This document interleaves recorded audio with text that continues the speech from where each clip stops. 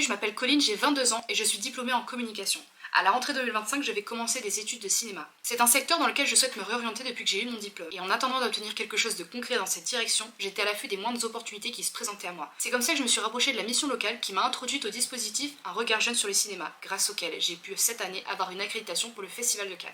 Le Festival de Cannes, c'est un événement qui a lieu dans mon écosystème depuis que je suis toute petite. Vu que j'habite dans le coin, j'ai toujours été au courant et que je tramais quelque chose là-bas, mais j'étais jamais vraiment consciente de quoi. Mais au fil des années, avec mon intérêt grandissant pour le cinéma, ce qui était une simple curiosité est devenu une véritable envie, un vrai désir de pouvoir enfin y assister. Pour moi, ce festival, c'était l'occasion de visionner un maximum de films venant du monde entier. Des films qui certains ne seront peut-être jamais projetés en France. C'était aussi un moyen de voir de mes propres yeux certains acteurs, réalisateurs et personnalités importantes du milieu, qu'ils sortent enfin du petit écran pour fouler les marches du festival. Mais avant tout, je comptais me servir de cette opportunité pour rencontrer un maximum de professionnels et passionnés de cinéma venant du monde entier pour me créer un réseau de contacts. Ma première impression de Cannes, c'est de me sentir toute petite dans un événement tellement grand qu'il dépassait toutes mes attentes. Bien sûr, j'avais étudié les cartes avant de venir, mais c'était pas pareil en vrai. Tout était vraiment grand et j'ai besoin d'au moins une journée pour m'acclimater aux règles, aux espaces, aux lieux où je pouvais et ne pouvais pas aller. Ce qui m'a particulièrement marqué, c'est la diversité des langages qui me parvenaient aux oreilles. Prendre conscience que la ville déborde de gens venus du monde entier pour assister à cet événement précis, c'est vraiment génial. Bien sûr, j'ai vécu bon nombre de moments marquants, mais celui qui sort vraiment du lot pour moi, et ça va paraître peut-être un peu étonnant,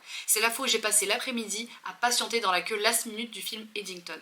En effet, avoir une accréditation ne suffit pas. Si on veut assister aux projections, il faut une place. Seulement les films de la sélection officielle sont pris d'assaut et c'est très rare de trouver des billets. Alors quand c'est comme ça, on peut quand même essayer la last minute. Comme c'est un film très attendu, je me suis présentée à 14h pour 18h45 et j'ai patienté 4h30 dehors en talons et tenue de gala. Si j'ai vraiment adoré ce moment, c'est parce que j'ai rencontré des filles géniales qui venaient de Los Angeles, de New York et même d'Espagne. Des futures actrices, réalisatrices ou ingénieurs du son, avec qui j'ai passé l'après-midi à patienter sans savoir si on allait réussir à rentrer ou pas. Et d'ailleurs, verdict, non, on n'est pas rentré. Et j'ai vu le même film le lendemain et c'était même pas terrible. Et parce que des films, j'en ai vu un paquet. Sur les 12 jours de festival, j'ai réussi à en voir 20. Et 10 courts-métrages. Parmi eux, celui qui m'a le plus touché, je pense que c'est le film français Love Me Tender.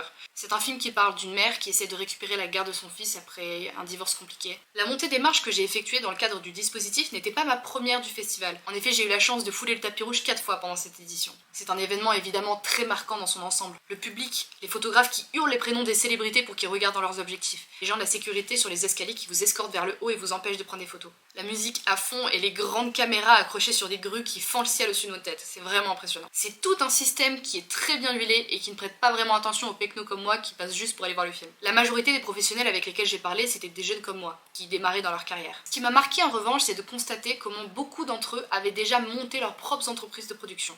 En effet, nous en France, finalement, on a la chance qu'il y ait pas mal d'initiatives qui permettent de financer ou d'aider à financer des projets de court-métrage ou même de long-métrage.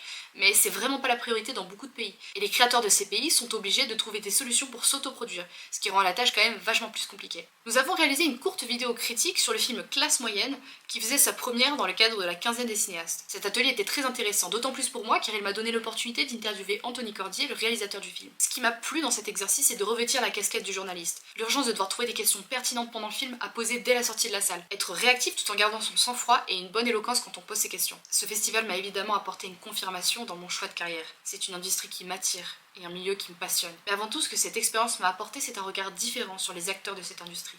J'avais tendance à placer les professionnels de ce milieu sur un piédestal. Je les voyais comme une élite, des élus dont j'espérais faire partie un jour. Mais finalement, les différentes rencontres professionnelles auxquelles j'ai eu la chance d'assister m'ont permis de me rendre compte qu'avant tout, c'est juste des gens normaux. Des personnes comme vous et moi qui ont une vie normale, un parcours normal et dont il s'avère que le métier est de faire des films. C'est un constat qui fait du bien et qui rassure, parce qu'il rend mon objectif tout à coup bien plus atteignable. Cette expérience m'a forcé à sortir de ma zone de confort, aller vers l'autre pour engager la conversation, créer du lien, rencontrer des gens. J'ai dû mettre mon manque de confiance de côté pour pouvoir rentabiliser l'expérience au maximum et j'en suis vraiment fière. Je ressors évidemment de cette expérience encore plus déterminée dans ma voie et mon choix de carrière. Si je devais résumer cette expérience en 3 mots, ce serait à vivre absolument. Et j'aurais vraiment du mal à comprendre qu'on puisse être hésitant à le faire si l'opportunité nous est accordée. Évidemment que si le cinéma vous passionne et que vous envisagez d'en faire votre avenir, que ce soit sur le plan culturel, personnel, professionnel ou même social, c'est une expérience extrêmement enrichissante et un moment de vie inoubliable.